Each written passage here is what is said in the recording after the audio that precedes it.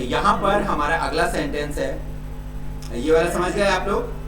तुमने तो मेरी जान निकाल दी, इसका मतलब तुमने मुझे बहुत ज्यादा ही डरा दिया, है ना?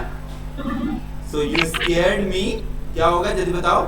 You scared me half to the death. Half to the death. तो you scared me half to the death, तुमने तो मेरी जान निकाल दी। ठीक है?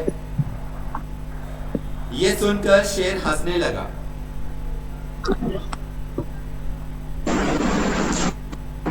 यह सुनकर शेर हंसने लगा। अब शेर की हंसी उस सुनने का रिजल्ट है ना, कि उसने वो सुना और एज अ रिजल्ट वो हंसने लगा। तो हम क्या कर सकते हैं? पार्टिसिपल यूज कर सकते हैं। Yes, sir. तो क्या बोलेंगे? Hearing this the lion started to laughing.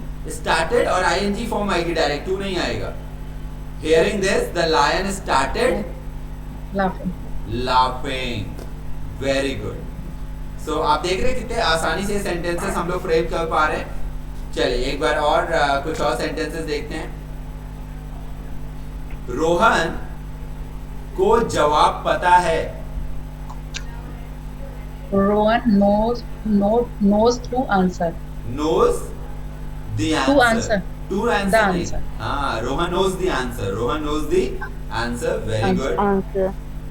बाकी के लोग भी ट्राई करो guys. Rohan knows the answer. क्या रोहन को आंसर पता है? Does the Rohan know answer? No the answer. तो रोहन से पहले दा नहीं आएगा, सिर्फ आंसर से पहले। तो हम बोलेंगे does Rohan know the answer. Does Rohan know the answer. Answer देखिए वॉल से शुरू हो रहा है, इसलिए हम लोग दी बोल रहे हैं। अगर कॉन्सोनेंट होता तो दा बोलते। Remember articles. So does Rohan know the answer.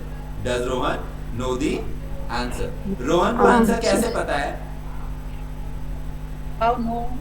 How the how के बाद helping verb. Come on, you are very close guys. How के बाद हेल्पिंग वर्ब क्या आएगी? How do? How does. Rohan है ना? How does know to How does Rohan answer? Know to answer. No the answer. How does Rohan no the answer. जैसे आपको answer कैसे पता है? आपको आंसर कैसे पता है? How are we going to say How this? do you know answer? How do you know the answer? answer? How do you know the answer? जैसे मान लीजिए मैं कहूं यार तुम्हें ये कैसे पता है? How do you know that? तुम्हें आंसर क्यों नहीं पता है? Why do you not know the answer? Why do you not know the answer? Why do you not know the answer? Answer. क्या रोहन स्कूल बस से जाता है? Does Rohan Do- go to do- school? Does नहीं, Rohan singular है। सो does Rohan, yes Shalu come on, does Rohan Go to the school by the bus? By the bus. तो दा बहुत ज्यादा आ रहे हैं। देखो हम सिंपली बोल सकते हैं does Rohan go to school by bus, क्योंकि हमें कुछ भी डेफिनेट बनाने की जरूरत नहीं है यहाँ पर। Does Rohan go to school by bus. क्या रोहन स्कूल बस से जाता है? ठीक है। आप स्कूल कैसे जाते हो? How you go to school? How do you, Do. How do you, How does you go to the हाँ how do you go to school? तुम्हें स्कूल कौन छोड़ता है? तुम्हें स्कूल कौन drop छोड़ता you? है? Who drop the school? Who? Who अब drop? तुम्हें छोड़ता है ना, तो जो व्यक्ति छोड़ रहा है वो सिंगुलर है ना, तो who drops you? Who drops you? और इसके साथ चाहें तो आप O डबल F ऑफ का इस्तेमाल कर सकते हैं। अदरवाइज ड्रॉप अपने आप में भी पूरी मीनिंग देता है। Who drops you to the school? Who drops you to the school या फिर who drops you off to the school? O double F वाला Who drops you off to the school? तुम्हें स्कूल से कौन लाता है? Who pick you from school? Who picks you up from the school? या from school? Who picks you up? Who picks you up from the school? याद रहना चाहिए आपको कि हु जब डुअल होता है प्रेजेंट इंडेफिनिट और पास्ट इंडेफिनिट में, और सब इंटेरोगेटिव सेंटेंस होता है, तो इसके साथ में हमें हेल्पिंग वर्ब यानी डू डज और डिड नहीं चाहिए होती है। इस वजह से जो भी उस टेंस में वर्ब की फॉर्म आती है वही आ रही होती है। तो यहाँ पर भी सिंगुलर फॉर्म आएगी, who picks you up from the school. क्या कल बारिश हुई थी? क्या कल बारिश हुई थी? Does it was raining tomorrow? वाह Yesterday. वाह। और यस्टरडे में डज आ सकता है? No. No. Did it rain yesterday? Did it rain yesterday? कल कब बारिश हुई थी?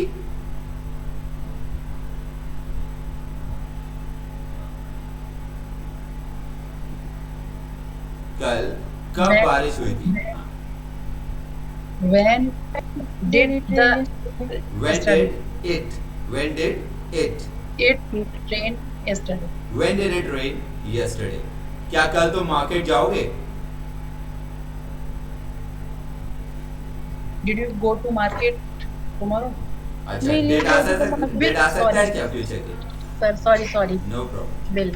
Will you go to market? Will you go to market tomorrow? tomorrow? मैं तुम्हारी मदद नहीं करूंगा। I will not help you. I will not help you। और will not को हम कंट्रैक्शन में क्या बोल सकते हैं? Won't. Won't, ओ की मात्रा लगा के WON apostrophe T, won't। I won't help you। तुम मार्केट क्यों जाओगे? Why will you go to market? तुम मार्केट कब जाओगे? When will you go When to will you market? go तुम to मार्केट market? कैसे जाओगे? How will you go to market? तुम मार्केट किसके साथ जाओगे? Whom will you go to market? With whom? With me. With whom will you go to market? क्या तुम market Rohan के साथ जाओगे? Will you go to market with Rohan? Will you go to market with Rohan? Rohan. मैं bed पर लेटकर खाना नहीं खाता हूँ। मैं बेड पर लेटकर खाना नहीं खाता हूँ। सबसे पहले ये I बनाओ। don't. हाँ, I don't I don't eat food. food Lay to bed, lying on the bed। lying on the bed. ठीक है, कोई काम को करते हुए किसी पोजीशन में, जैसे मैं चेयर पर बैठकर पेपर पढ़ता हूँ।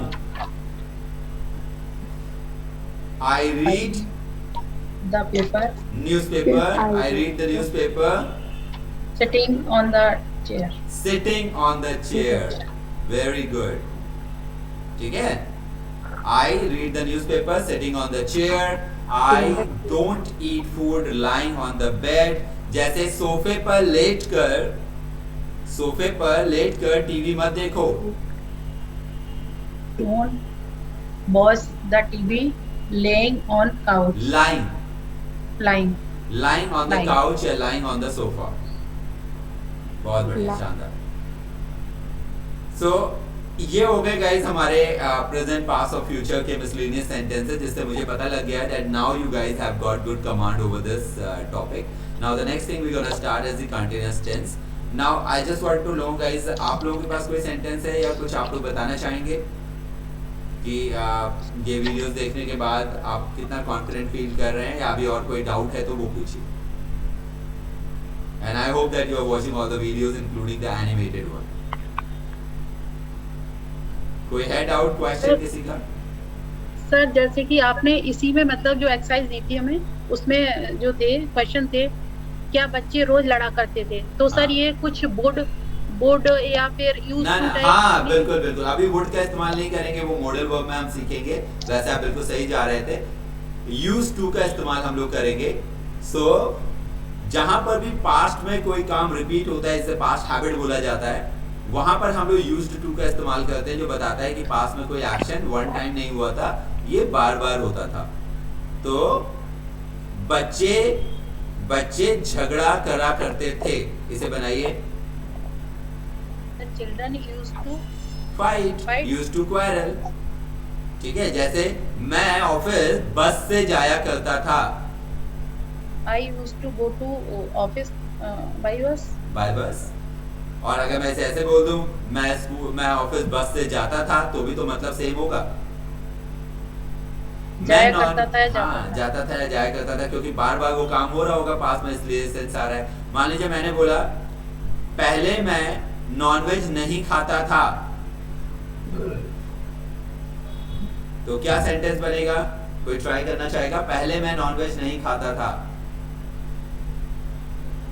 अब यहाँ पर पहले के साथ देखो कोई ऑब्जेक्ट नहीं हो, मैंने आपको बताया था जब पहले के साथ कोई ऑब्जेक्ट ना हो तो क्या इंग्लिश वर्ड यूज करते हैं हम लोग?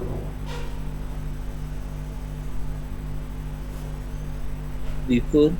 अर्लियर। बिफोर हम तब यूज Earlier. करेंगे जब कुछ हमारे पास ऑब्जेक्ट हो, जैसे बिफोर 10 years, बिफोर 1 year।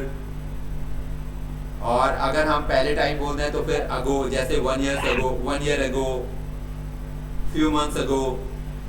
लेकिन जब उसके साथ कोई टाइम ना हो, कोई ऑब्जेक्ट ना हो, तो सिर्फ अर्लियर, पहले, earlier.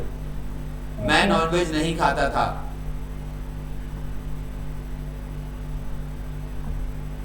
I didn't have. I didn't used to। I didn't used to have non-veg। बिल्कुल करीब थे आप, used to को भूल गए थोड़ा सा। used to ही हमें बताएगा कि यहाँ पर कोई काम लगातार हो रहा था पास में या एक बार की बात है। अगर यहाँ पे did नहीं आता तो used to बोलते, लेकिन क्योंकि did आ गया तो हमने used to बोला, यानी d हटा दिया, बेस फॉर्म आ गई। और to के बाद तो बेस फॉर्म आती ही है, तो इसलिए यहाँ पर दोनों जगह बेस फॉर्म आ गए। और बहुत अच्छा आपने क्वेश्चन पूछा, आई थिंक बाकी लोगों का भी कॉन्सेप्ट क्लियर हो गया होगा। So guys, any other doubt regarding indefinite tense, whether present, past और फ्यूचर?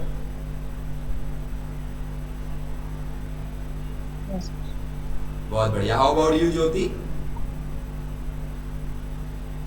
सॉरी सर, मैंने अभी इस बीच से मैंने वीडियोस नहीं देखी हैं, तो सर मैंने मिस कर दिया।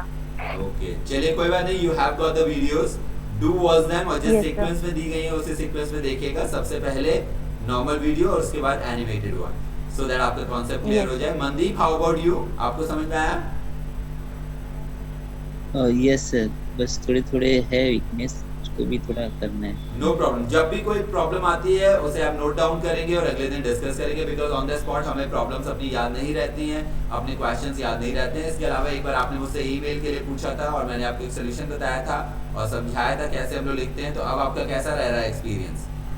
Are you able to write better Good. Emails?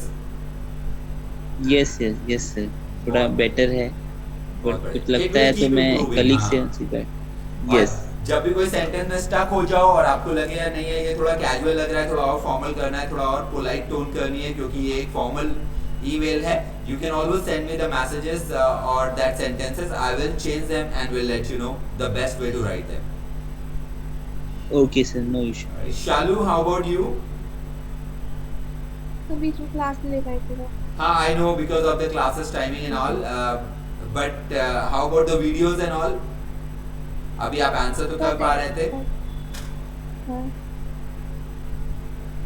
Sir clear नहीं है बट अच्छा, अभी थोड़ा सा बचा है, कोई बात नहीं, वीडियो देख लीजिए एक बार, कॉन्सेप्ट क्लियर हो जाएगा and you were able to answer. तो अच्छी बात है कि अभी हमने सही से नहीं देखा है, फिर भी हम लोग कर पा रहे हैं। तो गाइस देखिए, हमें भी मेहनत करनी पड़ेगी, ऐसा नहीं होगा कि हम लोग बस आराम से बैठे रहे, हमें आ जाए। लेकिन I know you guys are very hard working और आप लोग बहुत अच्छे से इसे कर भी लेंगे। और कोई किसी के डाउट या क्वेश्चंस है तो please go ahead, otherwise will move on to the vocabulary part. आज का हमारा थॉट ऑफ द डे क्या है, किसी को याद है? Does anyone remember the thought of the day by heart? किसी को जुबानी याद है? बहुत ही इंटरेस्टिंग है और मेरा favourite. It is your attitude and not your aptitude that determines your altitude. It is your attitude and not your aptitude that determines your altitude. इसका मतलब होता है कि ये आपका व्यवहार है, आपका रवैया है कि कैसे आप चीज़ों से डील करते हैं। आपका एटीट्यूड है जो डिसाइड करता है कि आप जिंदगी में किस मुकाम पे पहुंचेंगे, ना कि आपका इंटेलिजेंस, यानी एप्टीट्यूड नहीं, आपका एटीट्यूड, आपका एल्टीट्यूड यानी कि ऊंचाई पे आप पहुंचेंगे, ये डिसाइड करता है। तो अपना एटीट्यूड हमेशा अच्छा रखें, भले ही आपके पास कोई चीज की नॉलेज कम हो, लेकिन अगर एटीट्यूड सही है तो आप लाइफ में कुछ भी कर सकते हैं। ऑलराइट, और कहते हैं ना little drops make the ocean, हमारा प्रोवर्ब ऑफ द डे है। आप लोगों के पास में स्लाइड्स पहुंच गई हैं, एक बार देख लीजिएगा व्हाट्सएप ग्रुप में। Little drops make the ocean, do we know what is the meaning of it? बूंद बूंद से सागर बनता है। बूंद बूंद से सागर बनता है। कहते हैं ना journey of 1000 miles begins with a single step, यानी कोई भी बड़ा मुकाम हासिल करना है तो धीरे धीरे कदम बढ़ाने होते हैं, एक एक करके वो काम होते हैं। और हमारा आज का इडियम है A snake in the grass, a snake in the grass। इसका मतलब होता है आस्तीन का सांप, यानी जो आपके इतना करीब है कि आप उसे देख भी नहीं पा रहे हो, लेकिन वो आपको नुकसान पहुंचाने वाला है। आस्तीन का सांप, a snake in the grass। Clear है यहां तक? Yes sir. बहुत बढ़िया। चलिए क्विज की ओर बढ़ते हैं हम लोग यहाँ पर।